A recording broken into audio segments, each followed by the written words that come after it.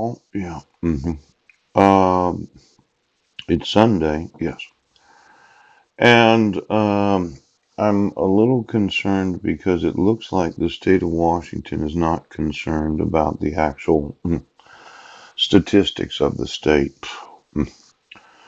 Now, yesterday I was mentioning what is known as subject matter and personal jurisdiction. And it could be that the Superior Court of Guam might be in disagreement about you having jurisdiction to dissolve a United Nations marriage. Yeah. But we spend a lot of money on these civil registrations, vital statistics, and the identity management systems. Yeah. And it looks like the United Nations is really wanting to increase the effect of all of these vital statistics. Now, the handbook is designed for use with the other handbooks of a series of handbooks on civil registration and vital statistic systems, which deal with important aspects of civil registration and vital statistics improvement. Yeah. And just looking through the 2019 delegation of the United Nations this year, yeah, seems like they really are going after the money. I mean, they've got a lot of things that they want to accomplish. Yeah. And we're spending all this money to support their want to do what they want to do as an organization. See, they're a non-governmental organization. They don't actually have one government that contributes to them. But they have what's known as the Legal Identity Expert Group. Yes. Mhm. These are experts, individuals that spend much of their life doing things. Yes. And then the long-term continuous communication for development, behavior, and social change program to ensure that the policy and decision makers,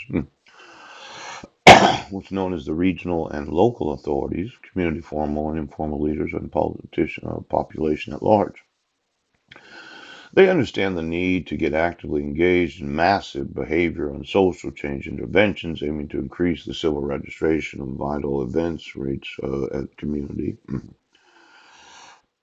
regional, and national level in target countries. Yeah.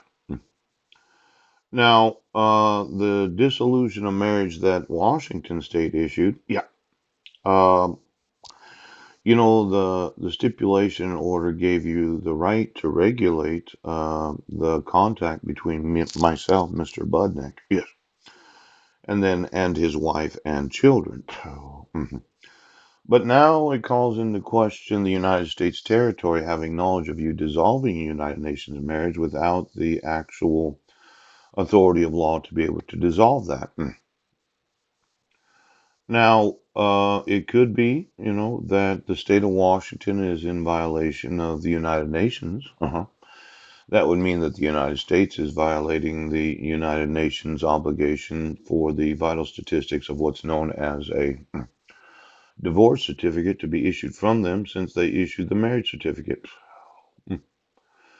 Now, I'm just kind of looking at how I'm going to structure today's lawsuits because I have the right to sue the United States for refusing to enforce the civil registration vital statistics. Yes, because we contributed billions of dollars to the United Nations. See, on Guam, they had subject matter and jurisdiction for the arrest, prosecution, and anything involving the actual uh, arrest, yes, as it involved family law. She could have divorced me on Guam, and then the Superior Court would have found out that our marriage certificate's from the United Nations. Yes. And of course, if they did what Washington State, then they would be violating the United Nations Charter. Yeah. Instead, she kidnapped my sons, moved back here, and within 5 days, you'd issued a protection order. Yes. Without subject matter and personal jurisdiction. Over Mr. Budnick and his wife and kids. Yes.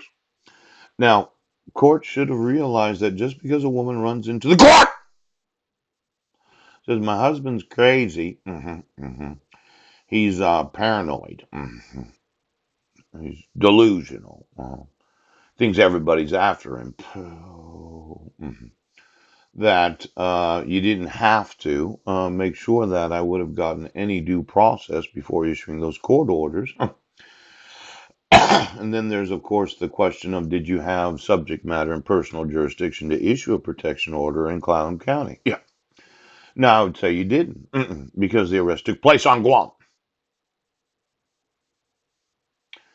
You did not have subject matter and personal jurisdiction because the arrest took place on Guam. So you couldn't issue the protection order in 2011. And then when you accused me of violating the protection order that you couldn't issue, yes, you reissued the protection order 1 week later.